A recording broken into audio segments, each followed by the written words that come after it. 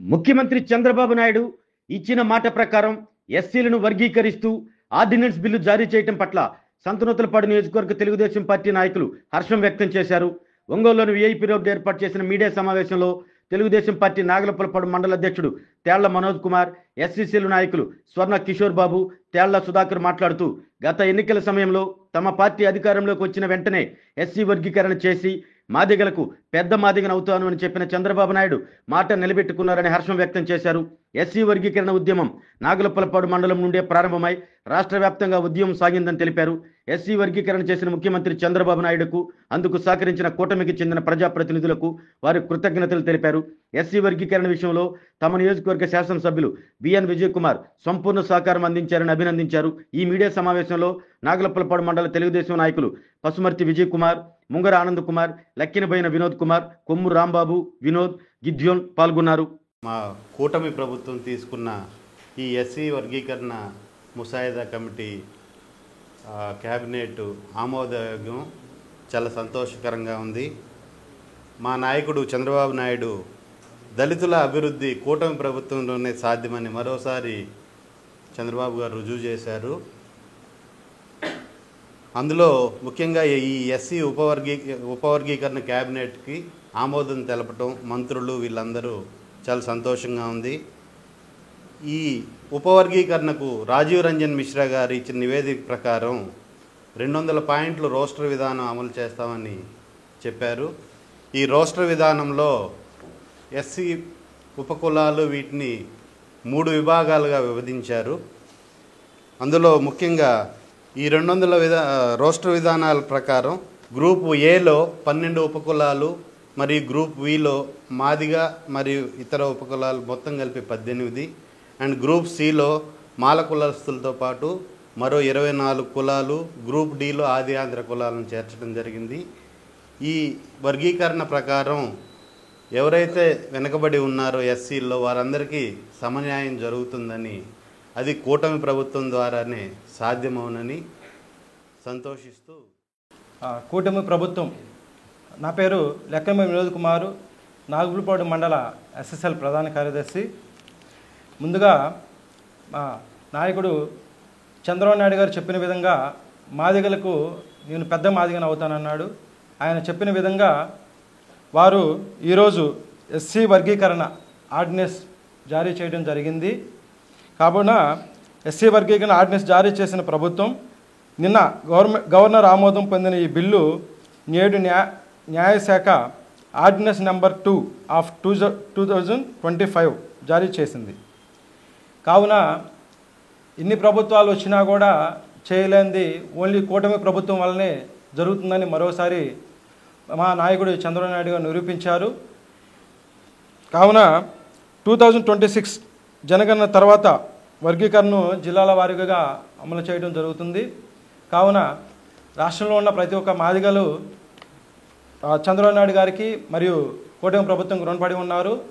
ఈరోజు ఇలా ఇచ్చిన ఆర్డినెన్స్ ద్వారా ప్రతి ఒక్క మాదిగ సంతోషం వ్యక్తం చేస్తూ మరియు కూటమి ప్రభుత్వానికి కూడా ధన్యవాదాలు తెలియజేస్తూ, ఎస్సీ వర్గీకరణకు అనుకూలంగా క్యాబినెట్ ఆమోదం తెలిపింది. ఇది మాదిగలకి కాకుండా ఎస్సీ కులాలలో ఉన్నటువంటి అన్ని కులాల వారికి కూడా ఇది సంతోషకరమైన విషయం. ఎందుకంటే అందరం కలిసి ఉండి కలహించుకొని ఎప్పుడు ఒకరికొకరు వాదులాడుకున్నా కన్నా కూడా శ్రేయపూర్వకంగా మరి మనం వచ్చిన దాంట్లో సమానంగా జనాభా నిష్పత్తి ప్రకారం పంచుకోవటం, సంతోషం కలిసి ఉండటం అనేది ఇది మంచి పరిణామం. కొంతమంది దీన్ని మరి గిట్టని వారు దాన్ని ఏదో చంద్రబాబు నాయుడు ఒక కులానికి వ్యతిరేకంగా చేశారనేది చాలా తప్పు విషయం. ఒక కుటుంబంలోనే మరి అన్నదమ్ములే కలిసి ఉండలేకపోయిన రోజుల్లో, ఈ రోజుల్లో ఎవరు ఆస్తి వాళ్ళు తీసుకొని ఎవరు కుటుంబాల వారు ప్రత్యేకంగా ఉన్నటువంటి ఈ రోజుల్లో మరి ఒకటిగా కలిసి 2 కులాలు వారు కనీసం 1,30,00,000 మంది ఉండే కులాలు వారు కలిసి ఉండి కలహించుకున్న కన్నా కూడా ఈ యొక్క ఎవరు ఫలాలు తీసుకుంటాం అనేది చాలా సంతోషకరము. ఈరోజు ఎస్సీలందరూ కూడా శుభదినం అన్నమాట. కూటమి ప్రభుత్వం ఈరోజు తీసుకున్న నిర్ణయము జీవితంలో కూడా ఎస్సీలు ఏ మాదిగా ఈ ఉపకళాలను సరే మర్చిపోవాలని ఈరోజు చాలా సంతోషకరమైన దినం. అయితే దీని ముందర కొన్ని విషయాలకు వెళ్తే అసలు ఈ ఉద్యమం ఎలా వచ్చింది, 1994లో ప్రకాశం జిల్లా ఈదుమూడు గ్రామం అంటే నాగులుపులపాడు మండలం మా మండలంలోని ఈదుమూడు గ్రామంలో ఈ యొక్క ఉద్యమం ఎంఆర్పిఎస్గా ఆవిర్భవించి రాష్ట్రమంతా కూడా కొంతమంది యువకులు బయలుదేరి ప్రతి కులాల దగ్గర వాళ్ళకి దగ్గర మెయిన్ కులాల అందరి దగ్గరికి పోయి మాకు జరుగుతున్న అన్యాయం ఇది, మేము ఒక వేరే కులం వారి మీద మేము అన్యాయంగా మాట్లాడలేదు, కాకపోతే మాలో చదువుకున్న వారు ఆర్థికంగా వెనకబడి ఉన్నాం కాబట్టి కొంచెం నష్టపోతున్నాం మేము, మరి ఏ విధంగా సరే మాకు రిజర్వేషన్ కల్పించి మమ్మల్ని ఆదుకోవాలని ప్రతి ఒక్క రాజకీయ పార్టీని ప్రతి ఒక్క కుల పెద్దలను కూడా కలిసి మరి చాలా వినమయంగా దాని తన అన్యాయాన్ని ఎక్కడ కూడా మరి గొడవపూర్వకంగా కాకుండా శ్రేమపూర్వకంగా తెలియపరచడం జరిగింది. అన్ని కులాల వారు కానీ అన్ని రాజకీయ పార్టీలు కానీ ఏ రాజకీయ పార్టీ కూడా ఇది తప్పు ఇది చేయకూడదని ఈ రాష్ట్రంలో ఉమ్మడి రాష్ట్రంలో కానీ ఇప్పుడు ఆంధ్రప్రదేశ్లో కానీ ఎక్కడ ఒక పార్టీ కానీ ఒక కులం వాళ్ళు కానీ ఎవరు కూడా దీన్ని వ్యతిరేకించలేదు. ఇది న్యాయమైంది ఇది చేయదగింది అని చెప్పి మరి అందరూ కూడా దీన్ని ఏకవచనంతో మరి దీన్ని తీర్మానం అంటే దీనికి అభివాదం తెలియపరచడం జరిగింది. అయితే 1996లో తెలుగుదేశం గవర్నమెంట్ చంద్రబాబు నాయుడు గారు ఆ రోజు అసలు ఏంటి ఇది, దీని మీద ఎవరెవరికి ఎంత నష్టం జరుగుతుందని షెడ్యూల్ కులాల మధ్య నెలకొని ఉన్న అంతర్యాన్ని అసలు ఎంత అంతర్యం ఉంది వాళ్ళకి మధ్యనే ఒక కమిషన్ వేయడం జరిగింది. అదే 1990 సెప్టెంబర్ 10న రామచంద్ర కమిషన్ అనే ఒక కమిషన్ వేసి అసలు ఈ మధ్య ఎంత డిఫరెన్స్ ఉంది వీళ్ళు చెప్పేది నిజమేనా అనే ఒక కమిషన్ వేయడం జరిగింది. ఆ కమిషన్లో వాళ్ళు 1967లో రామచంద్ర కమిషన్ ఇది నిజమైందే, మాదే కులానికి కొంచెం ఆర్థికంగా వాళ్ళు వెనకబడినందు వల్ల వాళ్ళు ఇబ్బంది పడతారన్నమాట, వాస్తవమే వాళ్ళకి ఇవ్వదగిందే అని చెప్పి ఆ కమిషన్ ఇవ్వడం జరిగింది. ఆ కమిషన్ ఆధారంగా తీసుకుని చంద్రబాబు నాయుడు గారి గవర్నమెంటు ఆ రోజు 1997లో జూన్లో ఈ ఎస్సీలకు 4 రిజర్వేషన్ ఇవ్వడం జరిగింది. 4 ABCDలుగా 4 కేటగిరీలు ఇచ్చి ఆ రోజు దాన్ని అమలు చేయడం జరిగింది. అయితే కొన్ని వేల మంది మాదిగలు ఆ రిజర్వేషన్లో ఉద్యోగాలు రావటం మనందరం చూసాం. జాతి నివ్వెరపోయింది. ఇంతమందికి ఒక ఏడాదిలో ఇంతమందికి మాదిగలకి వెనకబడిన వాళ్ళకి ఉద్యోగాలు రావడం నివ్వెరపోయారు ఆంధ్రప్రదేశ్ ప్రజలు. చాలా మాదిగలు కూడా చాలా సంతోషపడ్డారు కూడా. 22,000 ఉద్యోగాలు వచ్చినాయి. ఆ తర్వాత సోదరులు దీన్ని వ్యతిరేకిస్తూ హైకోర్టుకి వెళ్ళడం జరిగింది. హైకోర్టుకు అయిన తర్వాత హైకోర్టు ఇది కరెక్ట్గా లేదు అని చెప్పి ఇది సెంట్రల్ గవర్నమెంట్ స్థాయిలో ఉంది ఇక్కడ కాదని చెప్పి దాన్ని నిలుపుదల చేసి స్టే ఇవ్వటం జరిగింది. అప్పటి నుంచి కూడా మరి మాదిగ సోదరులు అలుపెరగనే యోధుల్లాగా అప్పటి నుంచి ఇప్పుడు వరకు 2024 వరకు కూడా ఎక్కడ కూడా రాజీ పడకుండా అన్ని పార్టీలను అందరిని కలుపుకొని పోటు యుద్ధం చేస్తూనే ఉన్నారు. యుద్ధం చేస్తున్న సమయంలో తెలుగుదేశం పార్టీ కూటమి ప్రభుత్వము ఎలక్షన్లో కూడా ముందర చెప్పింది. ఏమని చెప్పింది? మేము గెలిస్తే 80% రిజర్వేషన్ అనుకూలంగా మేము ముందర మేము ఇస్తాము అని హామీ ఇవ్వటం జరిగింది.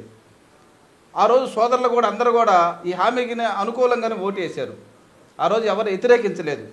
అందరూ మాదిగా ఇద్దరు కూడా దాన్ని ఏకాగ్రీయంగా తీర్మానం చేసి మరి అనుకూలంగా చేయడం జరిగింది.